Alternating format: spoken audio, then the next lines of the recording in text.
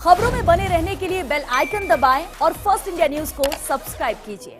और मुख्यमंत्री अशोक गहलोत इस वक्त वीडियो कॉन्फ्रेंसिंग कर रहे हैं पत्रकारों के साथ। चलिए सीधे रुख करते हैं। जो आज भारत सरकार ने गाइडलाइन दी है कि जो लोग कैंपों में रह रहे हैं मजदूर, राज्य के बाहर के भी राज्य के अंदर के भी, उनको गाइडलाइन दी है कि हम जो राज्य के अंदर है उनको उनके गांव पहुंचाने की छूट मिली है। वो तो एक अच्छा कदम है। तो मुख्य प्रॉब्लम उससे हल नहीं होने वाली राजस्थान की दो बातें हैं। एक तो जो बाहर के मजदूर दी है कि हम जो राज्य के अंदर है उनको उनके गांव पहुंचाने की छूट मिली है। राज्य के अंदर के मजदूर छूट मिल गई, जब टेस्ट हो गए, कोई प्रॉब्लम नहीं उनको, और टेस्ट और हो जाएंगे भेजने के पहले, तो ये छूट मिलनी चाहिए बाकी राज्यों के लिए भी। और ये प्रॉब्लम अन्य राज्यों में बहुत कम है, प्रॉब्लम है बहुत कम है। राजस्थान एकमात्र राज्य है जहाँ पर सबसे बड़ी प्रॉब्लम ये है, क्योंकि राजस्थान ही एकमात्र राज्य देश के अंदर है जिसके प्रवासी मजदूरों के अलावा भी बाकी राज्यों के लिए भी। और ये प्रॉब्लम अन्य राज्यों में बहुत कम है, प्रॉब्लम है बहुत कम है। राजस्थान एकमात्र राज्य है जहाँ पर सबसे बड़ी प्रॉब्लम ये है, क्योंकि राजस्थान ही एकमात्र राज्य देश के अंदर है जिसके प्रवासी मजदूरों के अलावा भी पूरे देश के विभिन्न राज्यों में रहते हैं। नॉर्थ ईस्ट हो, चाहे आसाम हो, बंगाल हो, मैंने कल भी कहा, तमिलनाडु, उत्तर प्रदेश, कर्नाटका, केरला, तेलंगाना। और जो खबरें वहाँ से आ रही है, छोटे व्यापारी है, दुकानदार, दुकान में नौकरी करते हैं, दुकान के मालिक हैं, वो कोई बहुत अमीर दुकानदार नहीं है, वो सब एक बार घर जाना चाहते हैं। और उनके दिल में एक भावना पैदा हुई कि हमें एक बार घर जाना है, अपने गांव में जाना है, गांव वालों से मिलना है, अपने परिवार वालों से मिलना है, नाते रिश्तेदारों से मिलना है। इस रूप में उनके दिल में एक भावना पैदा हुई, एक बार तो जाने जाना है। और उनके रोके बैठे हम लोग जो मजदूर है, उनकी भावना भी दिल के अंदर एक बार गाँव जाके आएंगे। और मेरा मानना है भारत सरकार पता नहीं क्यों नहीं इस बात को स्वीकार कर रही है। मैं फिर प्रधानमंत्री जी को एक पत्र लिख रहा हूँ इसी बारे में, सिर्फ इसी बारे में, कि राजस्थान की समस्या अलग तरह की समस्या है और उनको चाहिए कि राजस्थान की समस्या को राजस्थान के हिसाब से सोच के निर्णय करें। और उसके कारण से माहौल खराब हो रहा है। जो हमने व्यवस्था करी थी अधिकारियों के साथ में संपर्क करने की, तो रात और दिन इतना टेलीफोन आए को सोच नहीं सकते। तो मैं भारत सरकार से कहना चाहूँगा कि उनको वापस पुनर्विचार करें, एक बार छूट सबको दे जिससे कि वो गांव जा सके। और मेरा मानना है कि एक बार जाएंगे, 15, 20, 25 दिन के बाद वो खुद ही चाहेंगे, जो मजदूर होगा या दूसरा दुकानदार होगा, वापस जाके काम करना शुरू करना चाहेगा, उसमें कॉन्फिडेंस पैदा होगा। अभी वो बिल्कुल अलग तरह के माहौल में जी रहा है। तो मेरा मानना है कि राजस्थान की समस्या अलग तरह की है और इसको हम लोग लगातार भारत सरकार से उठाते रहे हैं। प्रधानमंत्री के साथ मेरी बीसी हुई थी, तभी मोदी जी को हमने कहा था, पत्र भी लिखे हैं, और मैंने कहा आज मैं फिर पत्र लिखने वाला हूँ। तो ये बड़ा इश्यू बन गया राजस्थान के लिए। कोटा से जो बच्चे गए हैं उनके लिए मैं कहना चाहूँगा भारत सरकार को चाहिए कि खाली हम लोगों ने चीफ सेक्रेटरी ने कोऑर्डिनेट किया होम सेक्रेटरी से भारत सरकार के, क्योंकि उन बच्चों की स्थिति वो 16 से 22 साल के बीच के बच्चे हैं, उनकी स्थिति ऐसी बनती जा रही थी। खाली यूपी ने अभी आगे बढ़ कर के वो अपने बच्चों को ले गए हैं, और राज्यों को चाहिए कि वो भी इस बात को जिस प्रकार यूपी ने किया उसी ढंग से उनको आगे आना चाहिए। वरना छात्रों में भावना आ गई, साहब एक स्टेट के बच्चे चले गए, बाकी हम लोग रह गए यहाँ पर। और यही भावना राजस्थान में जो मजदूर बाहर के हैं उनके दिलों के अंदर भी है। दूसरा जो कल से जो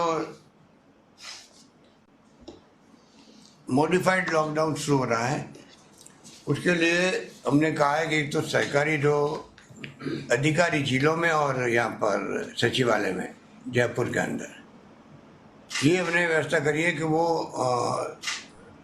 सेक्रेटरीज और डिप्टी सेक्रेटरीज तक के लोग आएँ और उनका पर्सनल स्टाफ आए।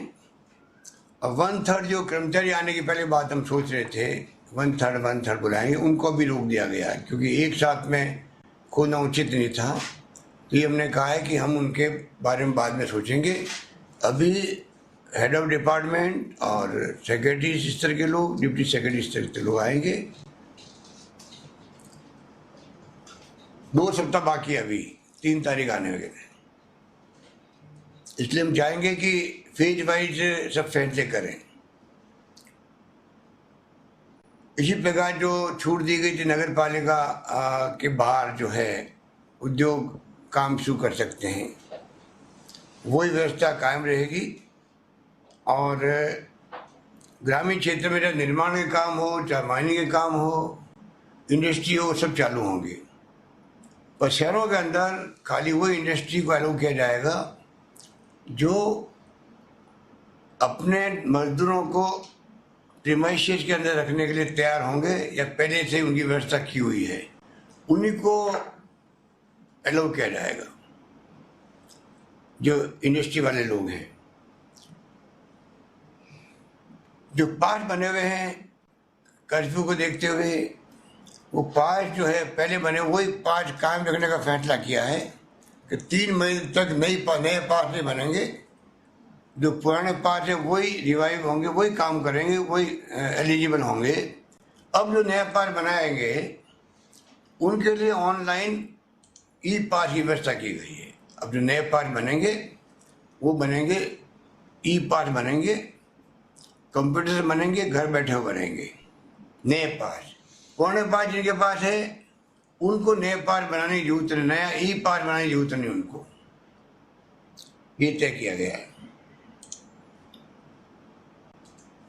बाकी 15 अप्रैल को जो गाइडलाइन निकाली है होम मिनिस्ट्री ने, मैं समझता हूँ कि उससे सब बातें स्वतः ही क्लियर हो गई कि लॉकडाउन, सबसे बड़ी बात मैं कहना चाहूँगा कि जो लॉकडाउन है ये कन्फ्यूजन नहीं होना चाहिए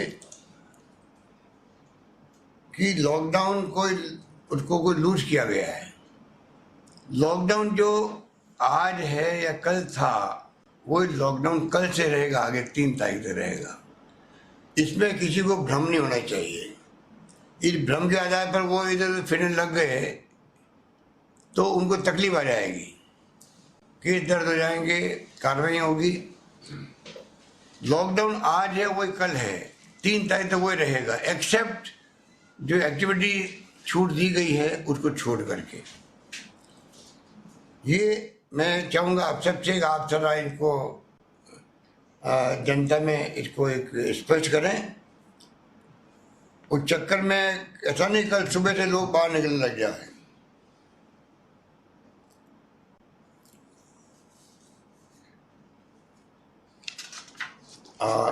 धन्यवाद।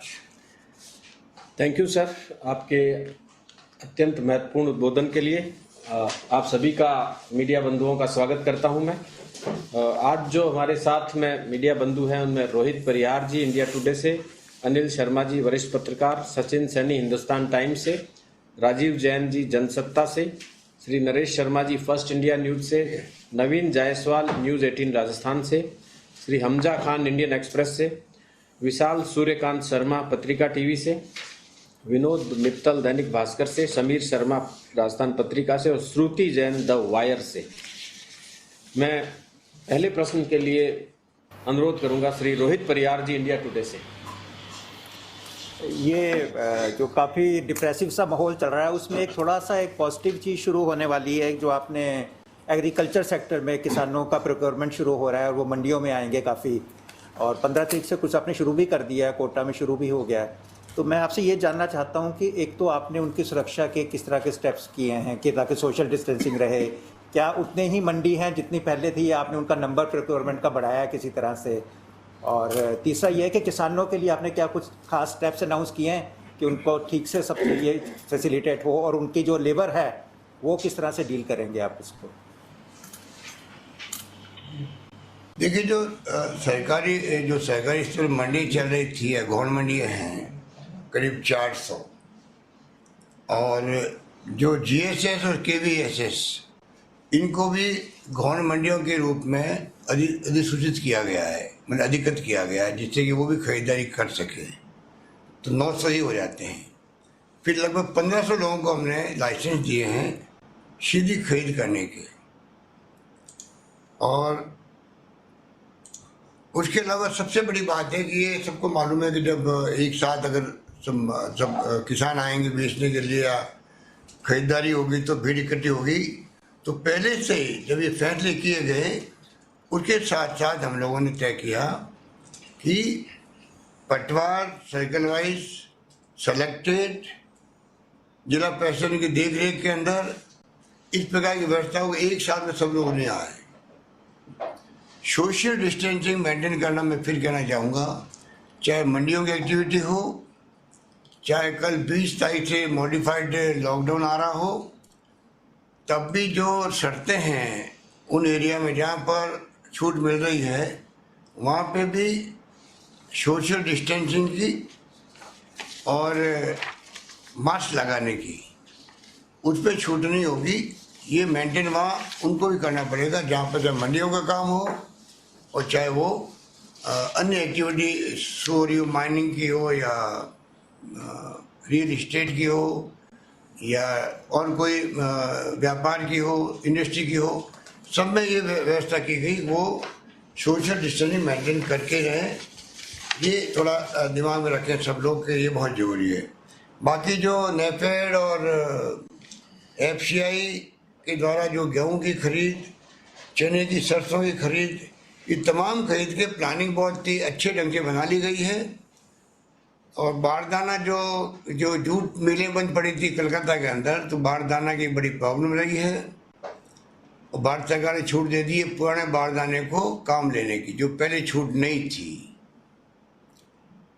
गेहूं के लिए बारदाना की कमी नहीं है, FCI के पास में भी है, तिलम संघ के पास में भी है। इस रूप में पूरी व्यवस्था की गई है और मैं समझता हूं कि उसी रूप में तमाम केंद्रों पर MSP के द्वारा भी और सीधी खरीद आराम से हो पाएगी। धन्यवाद sir, many thanks. Thank you Rohit ji, अन्नदाताओं के लिए प्रश्न उठाने के लिए। अभी मैं पुकारूंगा अनिल शर्मा जी अपने प्रश्न के साथ, कृपया। सर नमस्कार। नमस्कार सर, मेरा क्वेश्चन इकोनॉमी से रिलेटेड है। कोरोना वायरस की वजह से ऑब्वियसली इंडिया की और राजस्थान की इकोनॉमी पे बुरा प्रभाव पड़ा है, तो अपन क्या कैपिटल एक्सपेंडिचर और डिपार्टमेंट के एक्सपेंडिचर में अब बहुत बड़ी कटौती देखने वाले हैं आने वाले दिनों में? तो अगर कैपिटल एक्सपेंडिचर में अपन कटौती देखेंगे तो मतलब एसेट्स बिल्डअप नहीं होंगे सर, तो क्या अपन ऐसा कुछ आगे आने वाले दिनों में देखने वाले हैं? देखिए, वित्तीय प्रबंधन एक संकट की घड़ी से गुजर रहा है, केंद्र का भी, राज्यों का भी, सभी राज्यों का भी।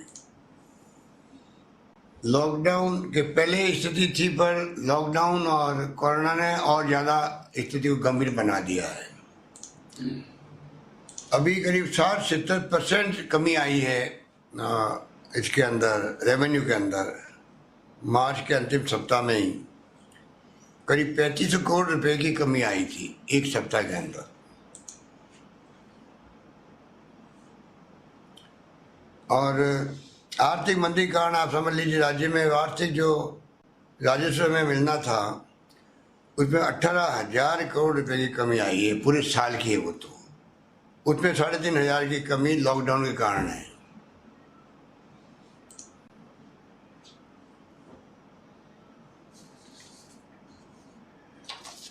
बाकी जो हम लोग अभी एग्जामिन कर रहे हैं कि कहाँ खर्चे कम हो सकते हैं, वो करने का प्रयास करेंगे। राज्यों को विशेष पैकेज मिलना चाहिए भारत सरकार से, उसकी उम्मीद लगाए बैठे हैं सब राज्य सरकारें।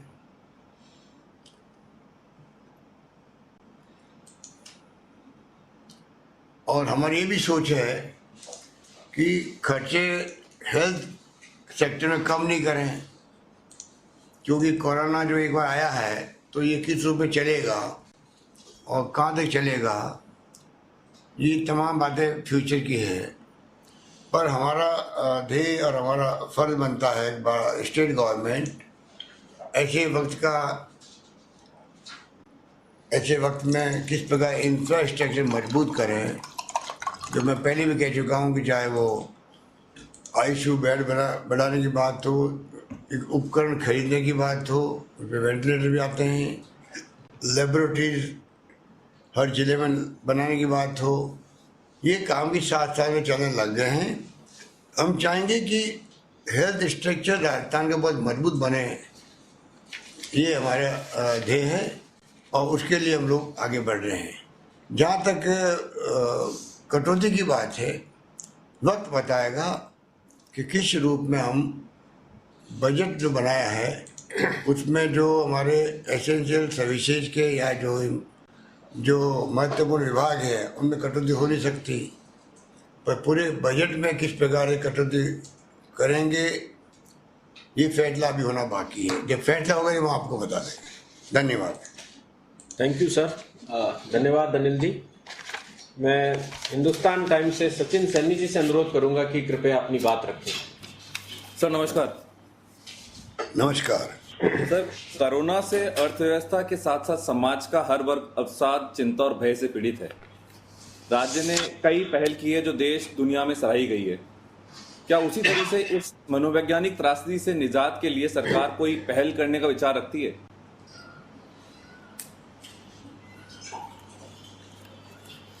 ये बात आपको मैंने अभी पहले क्वेश्चन में मैंने ये बात खुद ने बताई है कि किस प्रकार से ये अवसाद समझ लीजिए,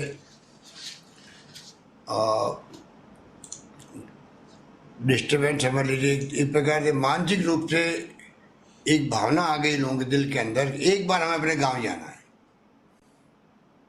वो चाहे वो किसी राज्य का मजदूर हो, चाहे वो जिस राजस्थान के बारे में मैंने कहा आपको कि वहाँ हमारे हजारों लाखों लोग आज दक्षिण के अंदर छोटी छोटी दुकान चला रहे हैं, दुकानों के ऊपर नौकरी भी कर रहे हैं, छोटे बड़े बिजनेस कर रहे हैं। तो मजदूरों के अलावा भी राजस्थानी भरे पड़े हैं पूरे देश के अंदर। उनकी चिंता बहुत भयंकर हम लोगों को है। इसलिए हमने कहा कि एक बार भारत सरकार को इसमें छूट देनी चाहिए और जिससे कि एक बार सब अपने घरों में जाएं और उसके बाद में जब लॉकडाउन पूरी तरह खुलेगा तो वहाँ पर वो खुद ही स्वतः ही चाहेंगे कि हम जाएं, अपना काम धंधा शुरू करें। एक कॉन्फिडेंस बिल्ड होगा। अभी कॉन्फिडेंस उनका बहुत डिस्टर्ब हो गया है। ऐसे ही खबरें आ रही है हमारे पास में, इसीलिए हमने प्रयास किया था कि उन तक बात पहुँचाएँ, अधिकारियों से संपर्क करने की।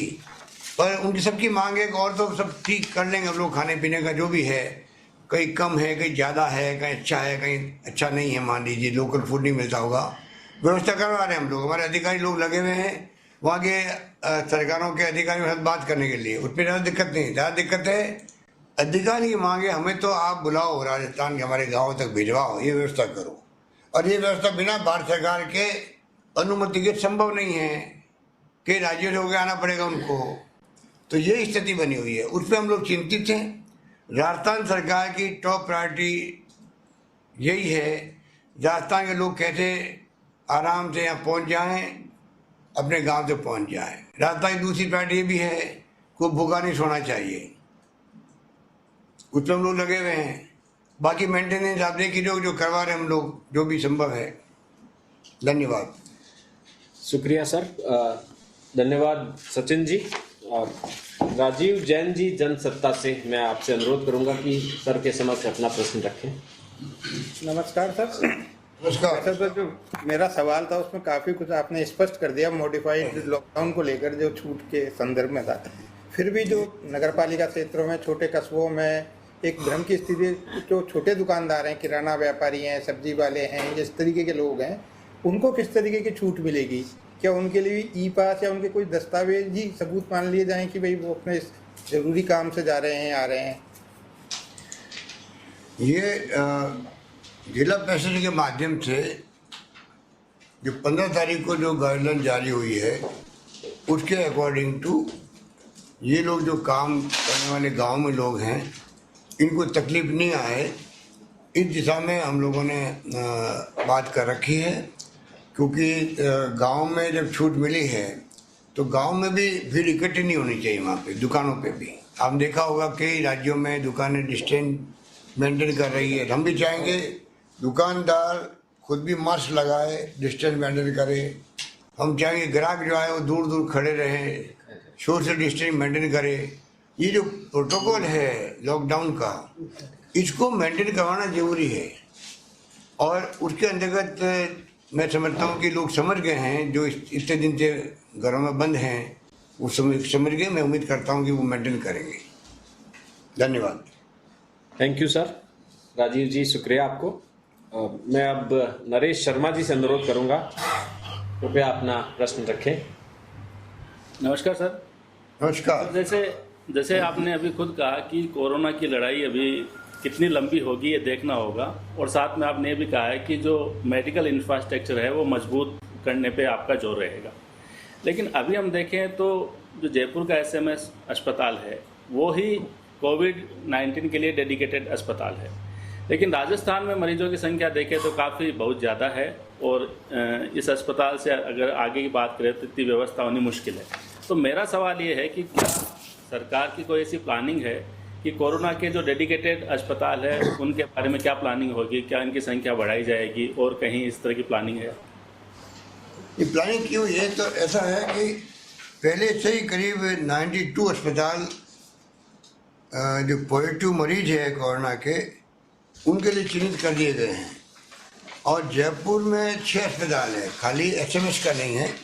जयपुर में भी आप देखिए कि एसएमएस के अलावा RUHS जो यूनिवर्सिटी है, MGH जो हॉस्पिटल प्राइवेट यूनिवर्सिटी भी है और हॉस्पिटल भी है, जयपुरिया है, ESI है और नीम्स है।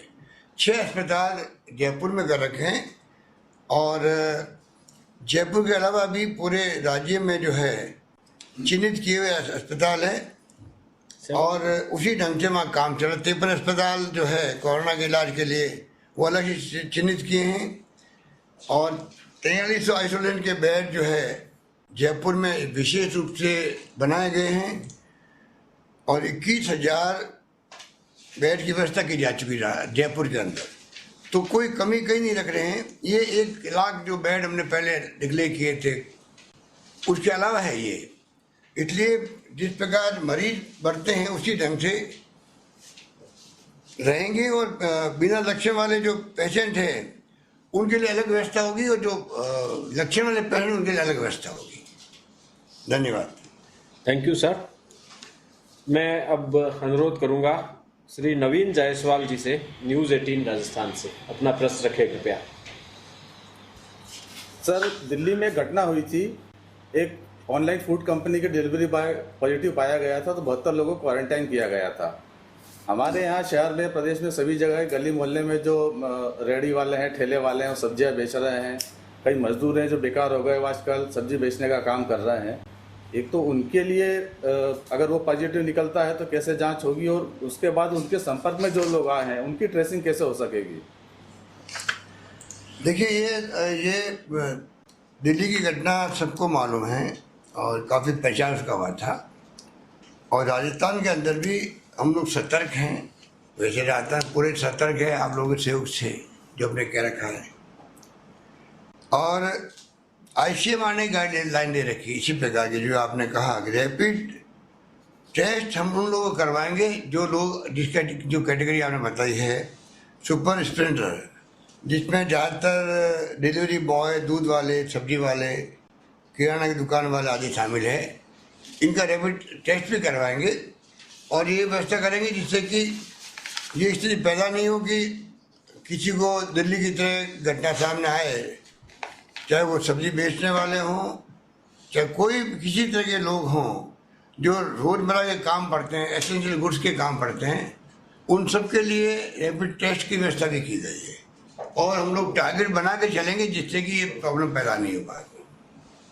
धन्यवाद। Thank you, sir. Next in line is Mr. Hamza from Indian Express. Please put forward your point of view. Sir नमस्कार। नमस्कार। सर मेरा सवाल रैपिड टेस्टिंग किट से ही है कि चाइना से जो ये किट आए हैं तो अभी तक कितने आ चुके हैं, टोटल जो 2 लाख का लक्ष्य था उसमें से कितने आ चुके हैं और इनकी प्रत्येक किट की लागत कितनी है। और इसी में ये था कि इनका जैसे आपने बताया कि जो ये सब्जी वाले हैं, फेरी वाले हैं, इनको भी इसमें इसके दायरे में लिया जाएगा। इसके अलावा इनका अलॉटमेंट या इनका इस्तेमाल जो किट का है इनका किस तरह से इस्तेमाल किया जाएगा। और इससे दूसरा सवाल था कि जैसे कुछ देशों में जैसे कि साउथ कोरिया में किन्हीं मामलों में वायरस का रिएक्टिवेशन देखने को मिला है कि किसी को डिक्लेयर कर दिया है कोरोना वायरस फ्री, लेकिन उसमें कुछ सप्ताह बाद जो है दोबारा से उसमें वायरस आया है। मेरे ख्याल से राजस्थान में ऐसा कोई केस नहीं हुआ है, लेकिन इस तरह का यहाँ पे कुछ डायरेक्शन देने का कुछ है इस तरह का इरादा। देखिए, अभी तक आपने ठीक कहा कि वायरस पुनः सक्रिय हुआ, ऐसा कोई प्रकरण राजस्थान में भी नहीं हुआ है और अच्छा नहीं हुआ आगे भविष्य के अंदर भी। कुछ देशों से ऐसी खबरें आती रहती है, हम लोग ध्यान रखेंगे और ये सुनिश्चित करेंगे वो लक्षण में दिखाई दे तो प्रायोरिटी में ऐसे केस को देखें जिससे कि और ज़्यादा प्रॉब्लम पैदा नहीं हो। और बाकी जो आपने कहा किट्स के बारे में, मैं समझता हूँ कि ऐसे कोई मामले आए नहीं अभी, और जब कभी कोई ऐसी बात होती है तो मैं समझता हूँ लोग खुद इतने जागरूक हो गए आजकल तो कि वो खुद आगे बता देते हैं कि सिम्टम्स हैं। इतना प्रचार आपने भी किया है, सरकार ने भी किया। मैं समझता हूँ कि लोग समझ गए अब, और ऐसा कोई उदाहरण आएगा तो मालूम पड़ जाएगा, क्योंकि जब फैला था वुहान के अंदर तब लोग समझ नहीं पाए थे, और अब तो पूरा विश्व समझ गया है। और मैं समझता हूँ कि उसी ढंग से कोई बात आएगी तो हम पहले ध्यान रखेंगे। वैसे मैं बताऊँ, इसको कीमत आपने पूछी, कीमत तो अभी करीब सब टैक्स वैक्स मिला करके करीब 600 रुपये पड़ती है इसकी, रैपिड टेस्ट वाले की, और अब ज़्यादा और कम होती जा रही है। पहले आप जब लेते हो कोई खरीदते हैं तो आप जानते हो मार्केट में अभी कंपटीशन चल रहा है। अब उम्मीद करते हैं कि 610 रुपये के आसपास जो कीमत आई थी और कम हो जाएगी। और जो हॉट स्पॉट बने हुए हैं वहाँ पे पूरी तरह हम लोग ध्यान रखेंगे कि किस प्रकार हॉट स्पॉट पे एरिया में कंटेनमेंट जोन बना रखा है। कोरोना पॉजिटिव से कंटेंट जो हिस्ट्री वाले लोग हैं, जो पहले ड्रिल बनी हुई है तो कि एक व्यक्ति अगर पॉजिटिव आता है तो पूरी उसकी हिस्ट्री ली जाती है, कहाँ वहाँ वो गए, किससे मिले, तो बाकायदा वो ड्रिल पूरी की जाती है। और ड्रिल को मेंटेन सरकार करी, तभी राजस्थान में काफ़ी हद तक हमने देखा है कि मरीज आए हैं तो प्रारंभिक अवस्था में ही उनको टेस्ट हो गए हैं। आज जो अधिकांश मरीज आप भर्ती हैं तो आप सोच लीजिएगा कि वेंटिलेटर किसी के नहीं लगा है, वेंटिलेटर नहीं लगना बड़ी बात है। और 3 मरीज आईसीयू में खाली है, 964 मरीज राजस्थान के अंदर सामान्य वार्डों के अंदर है। तो इसीलिए सरकार का जो स्वास्थ्य मंत्रालय, सरकार ने जो जागरूकता दिखाई, उसके कारण से समय रहते हुए सबके टेस्ट भी हो रहे हैं, समय रहते हुए उनके लिए व्यवस्था हो रही, इलाज हो रहा है, संभव आइसोलेशन में रखा जाता है, सब कुछ किया गया। इसलिए आज देखिए कि 3 लोग सिर्फ आईसीयू में, 3 लोग। और तो और हमने करीब 4000 जो है जो टेस्ट हुए उनको हमने बाहर भेजा, दिल्ली भेजा है जल्दी उसकी रिपोर्ट मंगाने के लिए। ये मेरे ख्याल से देश में पहला राज्य राजस्थान है जिसने ये कदम उठाया कि हमारे यहाँ पेंडिंग नहीं रहे कोई, क्योंकि कैपेसिटी बहुत बढ़ाई हम लोगों ने। उसके बावजूद भी आप देखते हो कि जो बड़ी संख्या में टेस्ट करने का जो हमने तय किया है, इसीलिए आज देश में सबसे ज़्यादा टेस्ट कहीं हो रहे राजस्थान में हो रहे हैं। महाराष्ट्र भी अब तो पीछे छूट गया है। तो आप सोच सकते हो कि जो इतना बढ़ाया है तो वो कैपेसिटी बढ़ने के बावजूद भी इतने टेस्ट हो रहे हैं पूरे प्रदेश के अंदर कि वो समय पर रिजल्ट नहीं आ सकता उनका। तो 4000 सैंपल हमने भेजे हैं, आज सुबह ही दिल्ली भेजे हैं, कल शाम तो उसी रिपोर्ट आ जाएगी। हम चाहेंगे कि पेंडेंटली कुछ नहीं रहे, जिससे और ज़्यादा सुविधा हो सके इलाज करने के लिए। धन्यवाद। Thank you sir. मैं अगले प्रश्न के लिए विशाल सूर्यकांत शर्मा जी पत्रिका टीवी से अनुरोध करूंगा। नमस्कार सर। नमस्कार सर, पहला तो ये कि जो एन वक्त पे क्या फैसले हो रहे हैं, जिस रूप में अचानक सब चीज़ें एकदम सामने आ रही हैं और पूरा देश इतना बड़ा है, अभी लॉकडाउन को लेकर भी अवेयरनेस लगातार चल रही है और ऐसे में मॉडिफाई लॉकडाउन और उसकी जानकारी भी अभी तुरंत आ रही है, चाहे केंद्र सरकार की ओर से, राज्य सरकार की ओर से, तो क्या आपको नहीं लगता कि ये सिस्टम थोड़ा सा और पहले होना चाहिए था? दूसरा सवाल मैं करना चाहता हूँ, अगर आप इजाज़त दें, कि 25 अप्रैल से रमज़ान है, 26 अप्रैल है वो अक्षय तृतीया है, ये दोनों महत्वपूर्ण तारीखें हैं। राजस्थान के संदर्भ में अक्षय तृतीया का अपना अलग महत्व है और रमजान का तो है ही, तो किस रूप में आप उसको अंडरलाइन करना चाहेंगे इन दोनों चीज़ों के और लॉकडाउन को? इसमें नहीं था, ये नया प्रश्न। देखिए, पहली बात तो यह है कि अक्षय तृतीया आखा तीज जिसको कहते हैं, उसका महत्व सब लोग जानते हैं और रमज़ान का अपना महत्व है, सबके जहन में है। हमने जब शुरुआत करी थी इस कोरोना की स्थिति को लड़ने के लिए, तब हमने पहला काम ये किया, राजस्थान के तमाम धर्म गुरुओं को बुलाया, हम लोगों ने तमाम पॉलिटिकल पार्टी के नेताओं को बुलाया, रिटायर्ड डॉक्टरों की एक्सपर्टाइज का अनुभव लिया, एक्टिविस्ट को बुलाया गया। इसीलिए बुलाया गया कि समाज के हर तबके को हमने, हर वर्ग को इन्वॉल्व किया और उसका लाभ हमें मिल रहा है। देख रहे हैं राजस्थान में जो कुछ दिखाई दे रहा है आपको, राजनीतिक चर्चा अगर पूरे मुल्क में हो रही है तो उसके पीछे सभी लोग समाज के अक्रॉस द पार्टी लाइन सबने साथ दिया, तब जाके संभव होगा। और धर्म गुरुओं ने पूरा साथ दिया। हमने कहा आप इबादत है, पूजा पाठ सब अंदर करें, पुजारी लोग करें, पब्लिक के लिए आप आह्वान करें कि वो पब्लिक दर्शन अपने घर बैठ के करें। आजकल तो कई सुविधाएं हैं और वही मैं समझता हूँ कि तरीका हमारे सामने आज भी है कि किस रूप में वो पूजा पाठ घर पे करें, अच्छे तरीके घर पे मनाएं और रमज़ान में ज़्यादा ही लोग इकट्ठे होने की परंपरा है, वो इकट्ठे नहीं हो। ये धर्म गुरुओं की मैं समझता हूँ जिम्मेदारी बढ़ जाती है। हम लोग भी उनसे संपर्क कर रहे हैं और उनको रिक्वेस्ट भी करेंगे पुनः सभी धर्म के लोगों को कि कोई त्यौहार आए। अभी भी जो त्यौहार गए थे, आपने देखा था जनता ने खुद ने सहयोग दिया।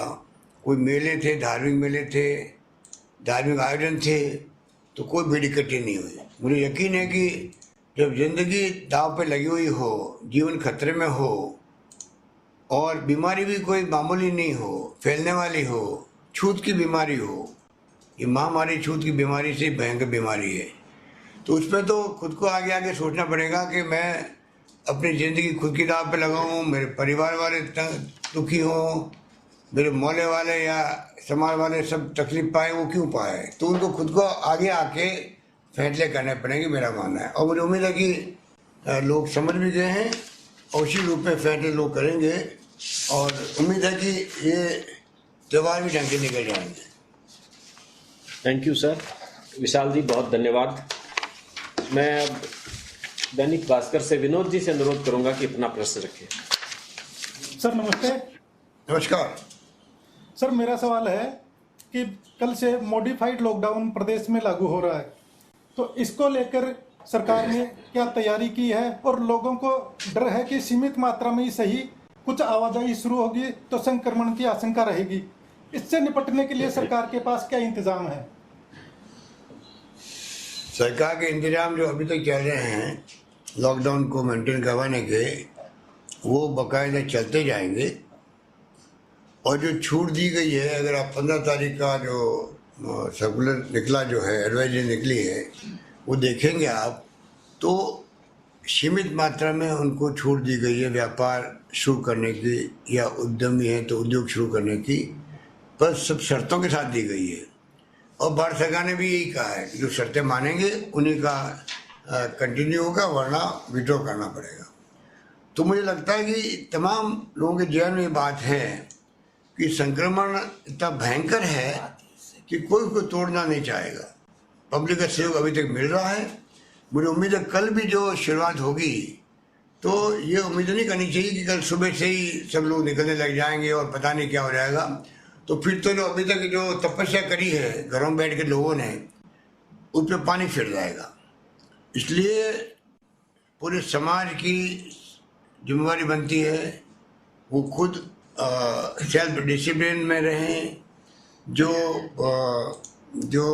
लॉकडाउन में जो प्रोटोकॉल है उसको निभाएं, और ये मौका नहीं आने दें पुलिस को कार्रवाई करनी पड़े। ये मैं उम्मीद करता हूँ कि उसी रूप में ये माहौल कल बनेगा और गांव के अंदर आराम से कुछ काम शुरू होंगे, कुछ छोटे मोटे उद्यमी अपना काम करने की कोशिश करेंगे। हमने कहा जो श्रमिक रहेंगे प्रीमाइसी में तो ही उनको अलाउ किया जाएगा, उसके अपने मायने होते हैं। और बाहर से लाएंगे एक बार तो एक बार लेके आ जाओ, फिर उनको ही रखना पड़ेगा 3 तारीख तक। ये प्रोटोकॉल मैं समझता हूँ सबके ध्यान में आ गया है और हम लोग उसको मेंटेन करवा देंगे, मुझे यकीन है। और बाकी जो एरिया है कर्फ्यूग्रस्त हॉट स्पॉट, उसमें कोई कॉम्प्रोमाइज़ नहीं होगा, ये स्पष्ट कह दिया गया है। धन्यवाद। Thank you sir. मैं अब समीर शर्मा जी राजस्थान पत्रिका से अनुरोध करूंगा कि अपना प्रश्न करें। नमस्कार सर। नमस्कार। कोरोना संकट और लॉकडाउन से केंद्र सरकार ने माना है कि 10 करोड़ लोग नए गरीबी रेखा के नीचे चले जाएंगे। तो सर क्या राजस्थान सरकार ने भी इस तरीके का कोई आकलन किया हुआ है कि कितने बेरोजगार हो जाएंगे और कितने गरीबी रेखा के नीचे नए आ जाएंगे लोग बाग? देखिए ये तो क्या है कि सभी अभी तो एस्टिमेट होते हैं, सारे एस्टिमेट होते हैं। और एस्टिमेट हमने जो कमेटी बनाई है मिस्टर अरविंद मायराम की अध्यक्षता में, जो खुद फाइनेंशियली एक्सपर्ट हैं, वित्त सचिव रहे हैं, वो जितने भी इकोनॉमिस्ट हैं देश के या एक्सपर्ट हैं उन सबसे सलाह ले रहे हैं। और उसके बाद में हम देखेंगे कि किस प्रकार के आंकड़े आए हैं। आपने देखा होगा कि प्रारंभ से ही जिस प्रकार की व्यवस्था की हमने उन लोगों के लिए जो पहले से बीपीएल के लोग हैं, चाहे मजदूर थे बीपीएल या अंत्योदय योजना वाले, उन सबको जो हमने पैकेज दिया, निसहाय लोग जो असहाय लोग हैं उनको पैकेज 2,500 रुपये दिया है हम लोगों ने उनको, तो एक कंफर्टेबल टाइम निकल गया उनका भी। इस प्रकार से बाकी छूट हमने को देने का प्रयास किया है, क्योंकि फाइनेंशियल स्थिति केंद्र पैकेज घोषित करे जल्दी, ये उम्मीद हम लोग कर रहे हैं बार बार। पैकेज काम आएगा केंद्र सरकार के राज्यों के अंदर, उसके आधार पर हम लोग और क्या व्यवस्था कर सकते हैं छोटे व्यापारी की या छोटे जो काम धंधे करते हैं अपने खुद के, जिससे कि वो गरीबी रेखा के नीचे नहीं आए। जो बाहर निकल गए हैं सरकार सुनिश्चित करने का प्रयास करेगी कि जो बीपीएल थे ईपीएल बन गए थे वो वापस बीपीएल में नहीं आए। पर क्योंकि इतना बड़ा झटका लगा है इकोनॉमिक रूप से, आर्थिक रूप से, इसलिए जो समय बताएगा कि केंद्र सरकार क्या स्टेप उठाती है वो निर्भर उसके ऊपर करेगा। राजस्थान सरकार कोई कमी नहीं रखेगी योजनाएं लाने में, वित्तीय प्रबंधन करने में, जिससे कि हमारे यहाँ पर ईपीएल के लोग आगे बढ़े, पीछे नहीं जाए। Thank you sir. मैं अब आखिरी प्रश्न के लिए श्रुति जैन द वायर से अनुरोध करूंगा कि कृपया अपना प्रश्न रखें। सर मेरा क्वेश्चन है, 2 क्वेश्चन है। फर्स्ट जो क्वेश्चन है उसमें है कि केंद्र की गाइडलाइंस मार्च में ही आ गई थी जिसमें कहा गया था कि प्रोक्योरमेंट को बाहर रखा जाएगा लॉकडाउन के एग्जेम्पशन से, पर जो राजस्थान का पोर्टल है सहकारिता विभाग का प्रोक्योरमेंट पोर्टल, वो अभी तक सस्पेंडेड है। आज तक उसकी सर्विसेज सस्पेंडेड है, जिसकी वजह से जो मंडियां खुल रही हैं उसमें जो किसान खरीद रहे हैं वो एमएसपी की दरों से बहुत नीचे खरीद हो रही है उनकी। तो वो मैं जानना चाह रही थी क्यों नहीं हो रहा है। एंड दूसरा सवाल है कि अगेन होम सेक्रेटरी जी की गाइडलाइंस थी जिसमें कहा गया था कि लॉकडाउन से जो लेबोरेटरीज हैं जिनका कलेक्शन सेंटर से जो सैंपल कलेक्शन सेंटर से लेबोरेटरीज तक जाता है उसको एग्जेम्प्ट किया जाएगा, बट ऐसा नहीं हो रहा है राजस्थान में, जिसकी वजह से जैसलमेर बाड़मेर के जो किसान हैं जीरा खेती करने वाले वो एक्सपोर्ट करते हैं अपना जीरा, तो वो टेस्टिंग नहीं हो पा रही है जिसकी वजह से एक्सपोर्ट कंपनीज उनका जीरा नहीं खरीद पा रहे हैं। तो वो मैं जानना चाह रही थी कि सेंटर की गाइडलाइंस क्यों नहीं फॉलो हो रही है राजस्थान में। देखिए सेंट्रल की गाइडलाइन सभी मामलों में फॉलो होती है।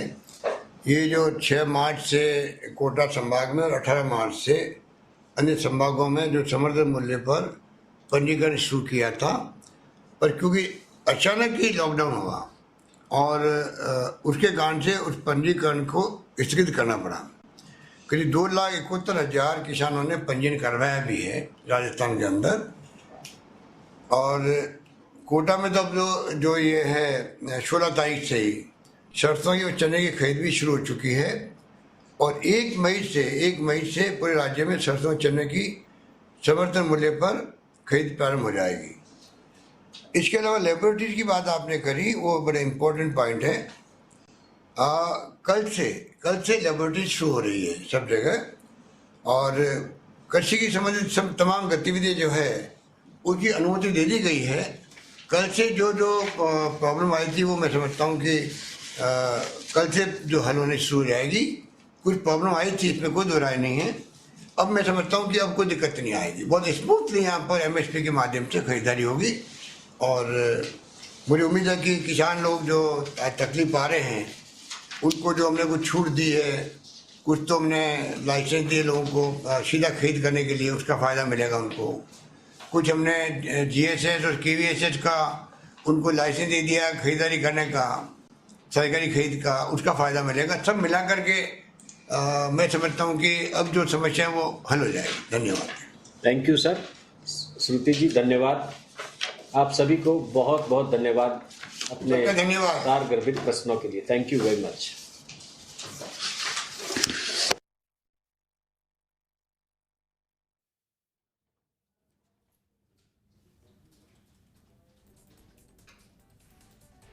चलिए आ रुकेंगे छोटे से ब्रेक के लिए। जल्द